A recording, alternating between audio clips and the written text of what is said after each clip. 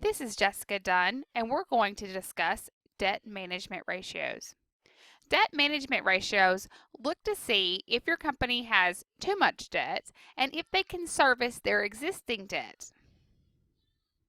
The first of the debt ratios that we're going to look at is the debt ratio. The debt ratio is a measure of leverage. So it's taking into consideration all debt to all creditors. It's usually expressed as a percentage, and it's interpreted as the proportion of a company's assets that are financed by debt. If the ratio is greater than 1, then that means that the company has a lot of debt being funded by their assets. So they would have more liabilities than they do assets. If a company has a high ratio, it means that they may have a risk of default on loans. If the ratio is less than 1, then that means that they have greater amounts of assets than they do liabilities. So again, lower is better in terms of safety. So if we're looking for a nice safe company, um, we would find one with a lower debt ratio. However, we do need to keep in mind that debt is the cheapest form of financing, and so a company may be passing up on relatively safe ways to grow the company if they have a reasonable debt ratio at low costs. If a company were to have a high debt ratio relative to their peers, they may face higher interest rates on loans, which would inhibit their ability to grow into the future. Let's go ahead and calculate this debt ratio.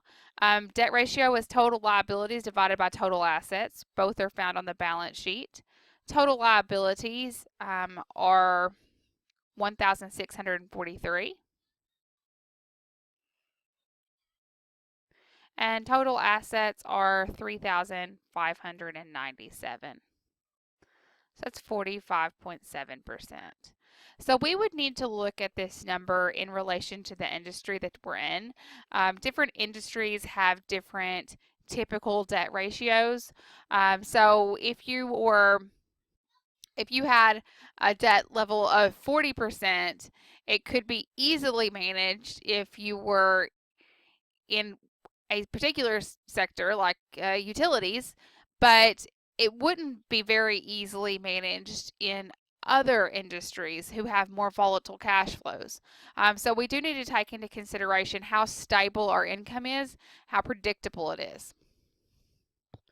Times interest earned ratio is a measure of the company's ability to meet its debt obligations based on its current income. So here we are looking at the company's ability to pay its existing debt.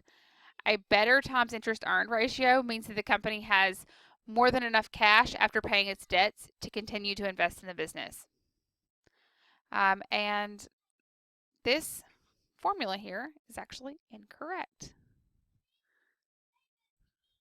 Times interest earned ratio is earnings before interest and tax divided by interest. So obviously, companies don't need to have enough cash on hand to pay their obligations multiple times over.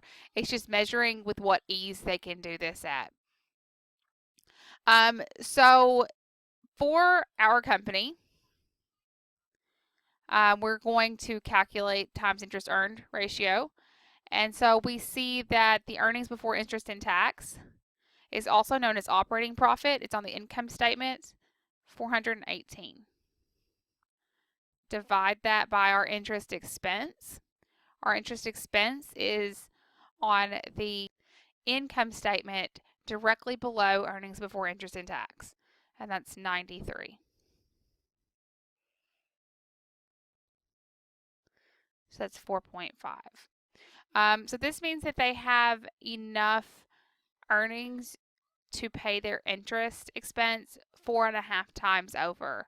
And so this number would need to be judged in relation to the industry, and you would need to keep in mind how stable earnings are to make an adequate analysis of this ratio.